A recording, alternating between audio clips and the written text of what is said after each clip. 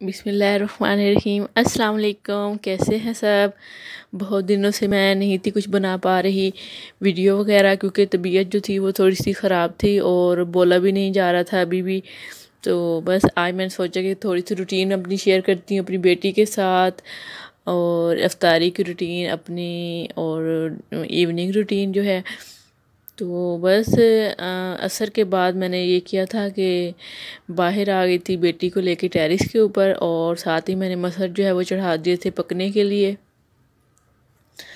बेटी जो है मेरी, उसको बड़ा शौक़ होता है पानी में खेलने का, कि बस मुझे पानी दे दें भर के टब में और मैं इसमें नहाती रहूँ, मज़े करती रहूँ।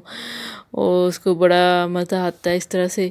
और अंदर तो वैसे भी बड़ा तंग करती है, क्योंकि और बाहर ज़रा खुली हवा होती है तो ज़रा वो खुश हो जाती है। तो इसलिए फिर मैं भी साथ टेरेस वगैरह धोने लग गई थी, और पौधों को पानी भी मैं इस टाइम पे देती हूँ। पहले तो होता था कि मैं पौधे वगैरह जो थे उनको नीचे जाके पानी दे लेती थी, लेकिन वहाँ जो पानी है उसकी टाइमिंग थोड़ी चेंज है, तो पता नहीं चलता था कि किस टाइम पे पानी आना है, किस टाइम पे नहीं। फिर नीचे भी नहीं जाया जाता था। तो इसलिए अब मैंने यही सोचा था कि मैं ऊपर से ही खड़े होकर पानी दे दिया करूँगी। अब मैं ऊपर से ही पाइप के साथ सारे पौधों को पानी दे देती हूँ, और फिर मैं रिलैक्स हो जाती हूँ कि चलो शुक्र है कि मैंने पानी तो दे दिया। लेकिन कुछ मंथ पहले, कुछ दिनों से पानी बिल्कुल भी नहीं दे पा रही थी मैं। और अब ये था कि बस टेरेस वगैरह धोनी थी। वाइट टाइल्स हैं तो हर रोज़ ही धोनी पड़ती हैं, क्योंकि इतनी ज़्यादा मिट्टी आ जाती है, मुझे समझ नहीं आती। हालांकि रोड वगैरह भी पक्के हैं और ग्रीनरी भी बहुत है, लेकिन फिर भी शायद प्लाट वगैरह पड़े हुए होते हैं, तो वहाँ से मिट्टी होती है वो उड़ती है और आ जाती है।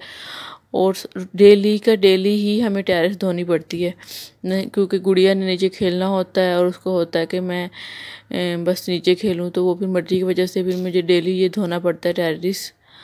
और ये मैं दे रही हूँ अपने पौधों को पानी। और ये ग्रेप्स है, ग्रेप्स माशाल्लाह से बस थोड़े ही दिनों में रेडी होने वाले हैं। और बस इसके बाद फिर अब मैं आपके शेयर करूँगी कि किस तरह से मैंने इफ्तारी बनानी है अकेले अकेले अपनी बेटी को गोदी में उठा के। और उसने मुझे इतना तंग किया, हालांकि मैंने आवाज़ जो है वो म्यूट कर दी है, इतनी ज़्यादा उसकी आवाज़ें थी रोने धोने की। हालांकि वीडियो का तो कोई नहीं होता कि साथ साथ काम भी करना होता है, वीडियो भी बन रही होती है। मेन चीज़ उसका होता है कि बस मुझे उठा लो, मुझे उठा लो, काम कोई ना करो। फिर मुझे होता है कि मैंने काम तो करना है, ज़ाहिर बात है, रोज़े हैं, इफ्तारी बनानी होती है, उसके बाबा ने आना होता है। तो बस ये उसका ज़रा फेवरेट हिस्सा है, टैप के पास जाके वहाँ पे खड़े होके उसने ज़रा डांस डूस करना होता है, स्टाइल मारने होते हैं। और उसके बाद फिर बस इसकी थोड़ी सी टब में भी नहा के बोर हो गई थी, और उसको यही था कि बस अब मैं निकल आऊँ और मैं अपनी मर्ज़ी से खेलूँ कूदूँ, इधर उधर से स्लिपी स्लिपी लगाती रहूँ। तो बस ये मसर में मैं मसाले वगैरह डाल के गई थी, और मुझे टमाटर जो थे वो याद ही नहीं रहे थे कि मैंने डालने हैं। तो वो फ्रीज़र में रखे हुए थे, तो फिर मैंने आके थोड़ा सा कूट कूट के तो मैंने डाल दिए। और ये बस बनने वाला था, बहुत ही मज़े के बनते हैं, मैं हमेशा ऐसे ही बनाती हूँ। और मेरा काका जिसको ना गुग्गू पीना था, तो वो फीडर ले रहा है, और साथ ही इधर मैंने उसको बिठा दिया था। मैंने तड़का लगाना था मसरों को। वैसे तो मैं लहसुन अदरक जो है बना के रखती हूँ, लेकिन जो तड़के के लिए होते हैं वो लहसुन फिर मैं यूज़ करती हूँ, तो वो फ्रेश ही फिर मैं बना लेती हूँ। थोड़ा सा मैं अलग रख लेती हूँ लहसुन वगैरह, तो तड़के वगैरह के लिए वो काम आ जाता है। अच्छा, मेरी आवाज़ जो है ना, अगर ना ठीक निकले तो प्लीज़ सॉरी। मैं पूरी कोशिश कर रही हूँ कि मैं आवाज़ सही निकालूं, लेकिन थोड़ा माइक का भी मसला होता है, क्योंकि मेरे पास माइक भी नहीं है, और वैसे भी थोड़ा सा बोला भी नहीं जा रहा था। और अभी जी मैं तड़का लगा दूँगी। तड़के के लिए मैं यूज़ करती हूँ घी, डेली मैं घी वगैरह ही यूज़ करती हूँ। तो साथ ही जो हल्दी साहिबा है उसके भी ख़त्म होने का टाइम था, तो फिर वो भी मैंने जार में डालनी थी, तो मैंने जार वगैरह भर लिया है। वैसे तो काफ़ी टाइम चल जाती है, हाफ़ टी स्पून हम डालते हैं, हम कौन सा ज़्यादा डालते हैं। और ये मेरे मसर जो थे वो हो गए थे रेडी। और साथ ही मैंने लहसुन और हरी मिर्ची हैं उनको बारीक कट करके उसके अंदर डाल दिया था, और ये तड़का हो गया रेडी।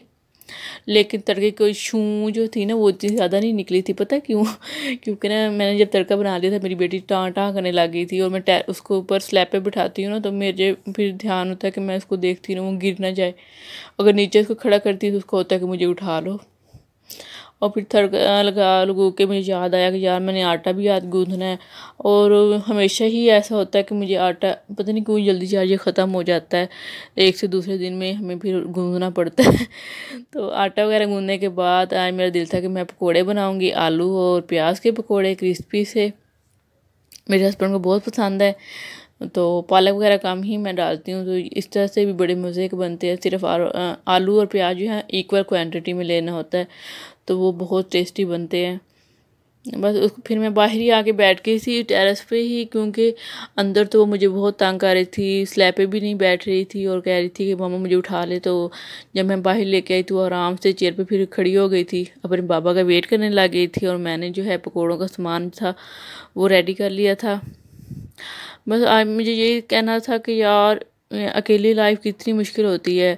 जॉइंट फैमिली सिस्टम में कितने मज़े होते हैं, नंदे होती हैं, भाभियाँ होती हैं और सास वगैरह सब होते हैं, लेकिन अकेली लाइफ बहुत मुश्किल होती है एक औरत को मैनेज करना हर तरह से। क्योंकि हर उसको तो अपने पता नहीं कितने, मैं कहती हूँ कितने हाथ उसके होने चाहिए कि उसने कपड़े भी देखने, उसने सफाई भी देखनी, उसने किचन भी देखना, उसने सब कुछ देखना होता है। और लेकिन फिर भी वो ऐसा लगता है कि जैसे कुछ भी नहीं कर पा रही। और मुझे तो हमेशा यही लगता है। अभी रमज़ान में इतनी टफ़ रूटीन हुई है, हालांकि ये मैं जो आपसे शेयर कर रही हूँ ये जस्ट मैं किचन का ही शेयर कर रही हूँ, हालांकि मेरी सफाई वगैरह कपड़े ये वो अलग है। तो बस इस तरह से ही होता है। क्योंकि मैं तो जॉइंट फैमिली से ही आई हूँ और मेरी तो माशाल्लाह भाभियाँ अम्मी अब्बू सारे इकट्ठे ही रहते हैं, तो मुझे तो आदत भी नहीं थी इस तरह से। हालांकि हम भी यहाँ पे भी इकट्ठे थे, भाभी भी थी, वो चली गई अपने हस्बैंड के पास और अम्मी अब्बू की हो गई डेथ लास्ट ईयर। तो बस इसलिए फिर मजबूरी में अब ज़ाहिर बात है अकेले रहना पड़ता है, आदत बनानी पड़ती है।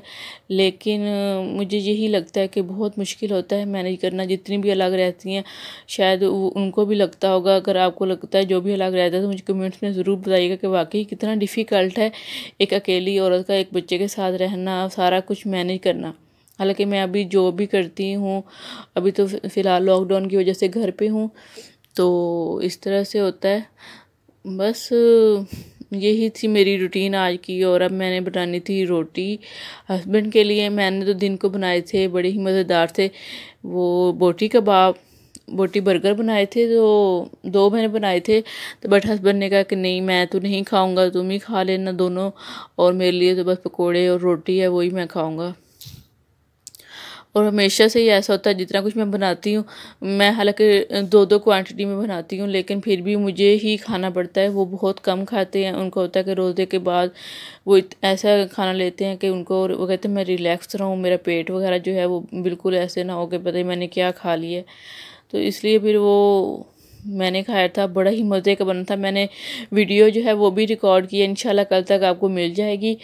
और क्योंकि मैंने कहा था कि मैं तब अपलोड करूँगी उसकी वीडियो अगर मैं खुद चेक करूँगी, तो मैंने इफ्तारी में चेक किया, बहुत मज़े का बना था। और प्लीज़ रोटी को इग्नोर कर देना, क्योंकि ना आटा जो था ताज़ा था, तो इसलिए फिर मैंने बेला भी नहीं था, मैंने हाथ के साथ ही इसको जल्दी जल्दी बना दी थी, क्योंकि टाइम जो था बहुत कम था।